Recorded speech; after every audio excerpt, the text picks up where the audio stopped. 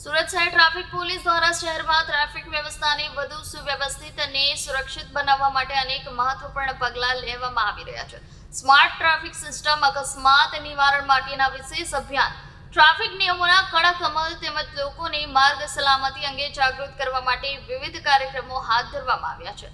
આ તમામ કામગીરીને રાષ્ટ્રીય સ્તરે માન્યતા મળે તે હેતુથી સુરત શહેર ટ્રાફિક પોલીસની સ્કોચ એવોર્ડ માટે ઉમેદવારી નોંધાવવામાં આવી છે. આ સંદર્ભે સુરત શહેર ટ્રાફિક ડીસીપી દ્વારા શહેરના નાગરિકોને અપીલ કરવામાં આવી છે કે સુરત ટ્રાફિક પોલીસની કામગીરીને સમર્થન આપવા માટે સ્કોચ એવોર્ડ માટેના ઓનલાઈન વોટિંગમાં ભાગ લઈ પોતાનો મત આપે. ડીસીપીના જણાવ્યા મુજબ જનતાના સહકારથી સુરત શહેરની ટ્રાફિક વ્યવસ્થાને રાષ્ટ્રીય સ્તરે ઓળખ મળશે અને આવનારા સમયમાં ટ્રાફિક સલામતી માટે વધુ નવીન પ્રયાસો હાથ ધરવામાં આવશે. સુરત શહેરને વધુ સુરક્ષિત અને સુગમ બનાવવાની દિશામાં આ એક મહત્વપૂર્ણ તક ગણાઈ રહી છે.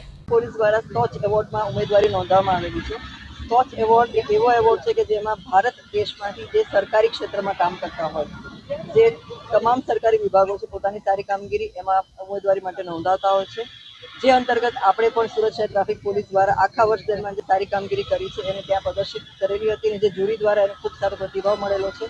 અને હાલમાં હવે સુરત શહેર ટ્રાફિક પોલીસે વિજેતા બનવા માટે આ બધાના સહકારની જરૂરિયાત છે. આ જે લિંક છે 4 તારીખથી 6 તારીખ સુધી આ લિંક ખુલ્લી રહેનાર છે.